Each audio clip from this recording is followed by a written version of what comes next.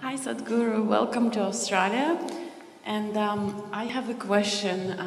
Sometimes we get in a situation when we're surrounded by people who have a very high expectation in terms of us. And when we cannot fulfill the expectation, you start to feel a very terrible feeling of guilt. And it's okay when it's your mother-in-law, you can kind of cope with that, but sometimes it's your parents, for example. I have no problem, I have nothing against her, I just joking. Yeah. And sometimes it's the people who's very close to you, like your parents, and you cannot really fulfill the expectation because you would like to do in your life what you want to do, and obviously it's not what they want. And how to cope with that feeling of guilt, and also what do you think, what kind of relationship should be between the parents and the children? Thank you.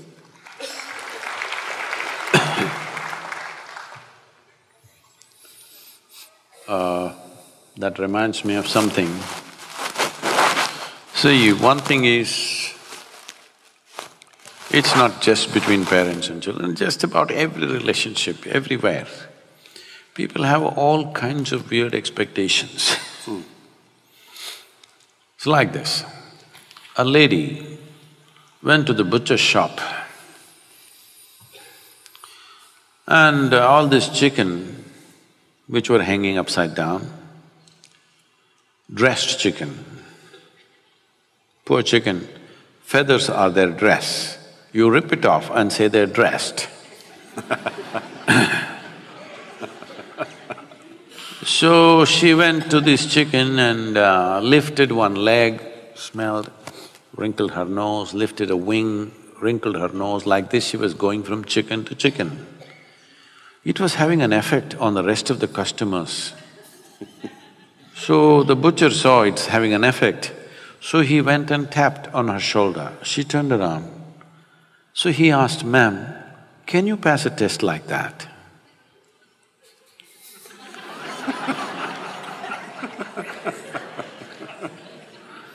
So a whole lot of people are always busy putting everybody to tests that they themselves cannot pass. Especially parents. I want you to understand this. Children are not your property. It's a privilege, another life came through you. You must enjoy it. Do your best to nourish it. What it becomes is not your business. Your business is to support it, create a wonderful atmosphere around it, create an ambience where it grows well. I'm using the word "it" consciously. Like a tree, like a plant, you just create the nourishment that it needs, it grows. Well, is it going to bear apples, pears, mangoes, or just flowers, or just nothing? We don't know. Only thing is, your wish is, they must grow to their full potential. My dear father, he's 95, he's a physician. In his mind, that generation of Indians will understand that. Unless you become a physician, you're no good. So I was no good. But that was good for me, because when you're no good, nobody pays enough attention, that's all I wanted. That they leave me alone. So, I'm just saying, he's always worried, what will happen to this boy? His concern is this boy has no fear in his heart, what will happen? So one day when I was 11 years of age, he said this, I came home with a 12-foot cobra, he was my friend.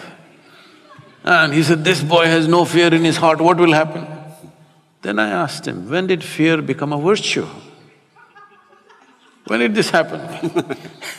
He said, see, I told you he has no fear in his heart. I said, that's fine, but when did fear become a virtue? Why is it like this? Why fear, anger? Well, if you want to do something that you really want to do, if you think you're going to do it with everybody's approval, I'm sorry, life doesn't happen that way.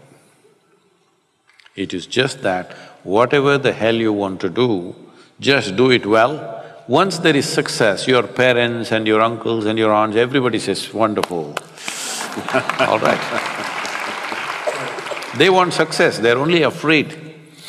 They have every right to be concerned about you.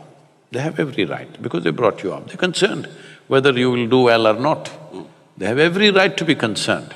But that concern should not become control.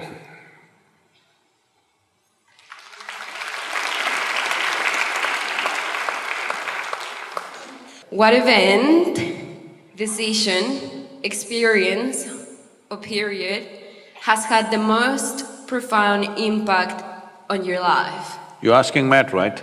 No, I'm asking you. I would like to know, please. Oh, this has been spoken of many times, isn't it? Experience, influence. See, this is the only thing I did with my life. I was in United States and this lady comes up to me and says, I've been doing yoga for over 35 years, nothing happened to me. You just went and sat on that rock. All this happened to you. Where is the damn rock?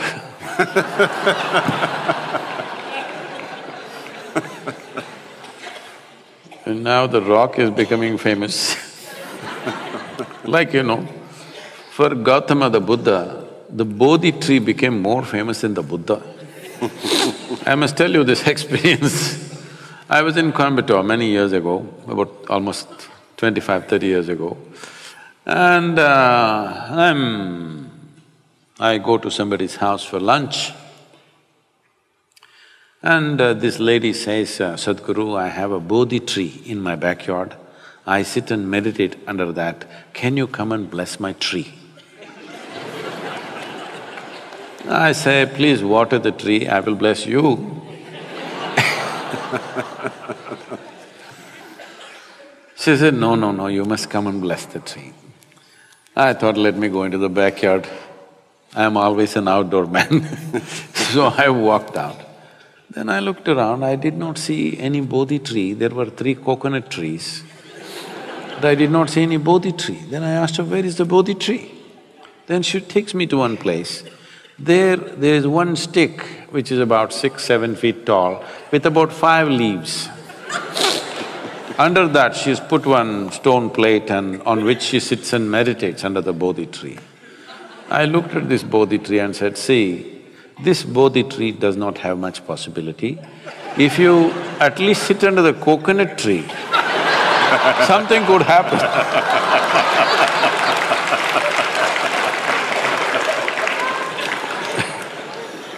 Under coconut tree, things happen. Because when you're in this state, what you need is a knock on your head.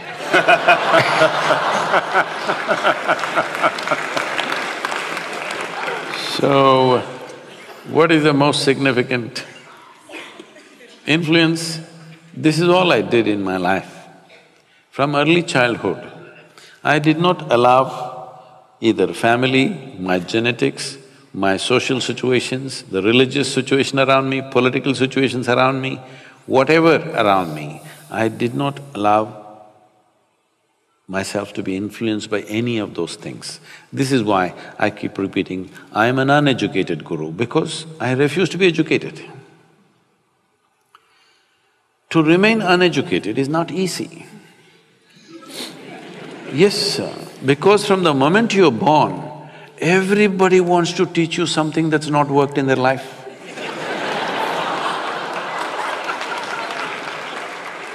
It's a compulsive need in adults the moment they see. I was… when my daughter was 3.5 months old, I would drive alone with her all across India, with my one hand on her, my right leg heavy. This is the time when I'm building Isha Foundation, I'm driving across the country. Every day I'm with a new family. Then I noticed everybody is desperate to teach something to her. I said, please, nobody teaches her anything. No ABC, no 1, 2, 3, no Mary had a little lamb. I don't want any of these things. Then people said, Sadhguru, you're not letting anybody teach anything. What will happen to this girl?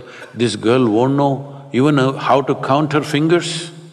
I said, I don't care if she cannot count her fingers. As long as she knows how to use her fingers, what do I care?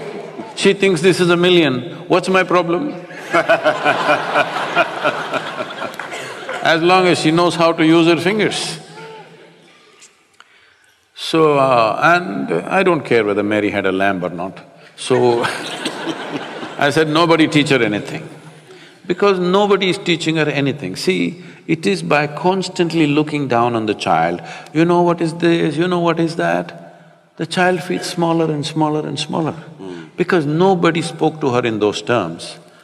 She thought everybody is her friends. She's 2.5, 3 years, she thinks all the adults are her friends, she talks to them like they're her friends. By the time she's 18 months, she's fluently speaking 3 languages, very fluently. Because nobody's teaching her anything, she's all ears listening to everything around her. Well, I wouldn't have sent her to school, but my schedules and my travels didn't allow that. So I sent her to a school where there's least amount of schooling. One day she came back from school, she was around 13 years of age and she was little upset about what happened in the school. Then she comes and tells me, you're teaching everybody so many things, you're not teaching me anything. I said, see, I'm not known to do anything unsolicited. Now that you have come, you sit down, we'll see. I said, see, this is all you need to know. You never look up to anybody. She looked at me like this, what about you, kind of look. I said, especially me, because if you look up to me, you will miss it completely. What will you do? Maybe take my picture and nail it on your wall. That's all you will do. You got to see me the way I am. If you see me the way I am, every moment of my life, it'll be of great significance to you. If you look up to me, you will exaggerate. Never look up to anybody, never look down on anybody. This is all. Is that all? That is all. See, if you look up to something, you will make up things in your mind. If you look down on somebody, you will make up nonsense in your head. If you don't do these 2 things, you will see everything just the way it is. If you see everything just the way it is, you will effortlessly navigate through life. This is all you have to do. Don't worry about what is significant. This is the most significant aspect of my life. I never looked up to anything, nor looked down on anything in my life. I looked at everything just the way it is. This is all you need to do. Thank you very much. Ladies and gentlemen, probably Matt is more loud in India than in Australia. It's wonderful to have you here, Matt. Fantastic. Yeah. Thank you, sir. Thank you. It'd be very easy to listen to Sadhguruji all evening, but unfortunately we are out of time. So on behalf of us all, thank you for gracing our shores. You're a very special human being. Tell me, what should I tell the Tamil boys? You can tell them from me that I will be back in business with them very shortly. That's what you can tell them. Surfing, about the water, cooking. What about the water? About the water? Yeah, what they should do, the Tamil boys. Easy as this. And girls. Spend a little bit of their own money to invest into some trees, and we're all in business, aren't we? Thank you. And thank you. Good evening, everyone. Thank you. If you don't know this, don't tell anybody. I make the best masala dosa in the world. Well, you can be sure of this, I'll take you up on that. Good evening, ladies and gentlemen. Thank you. Thank you very much.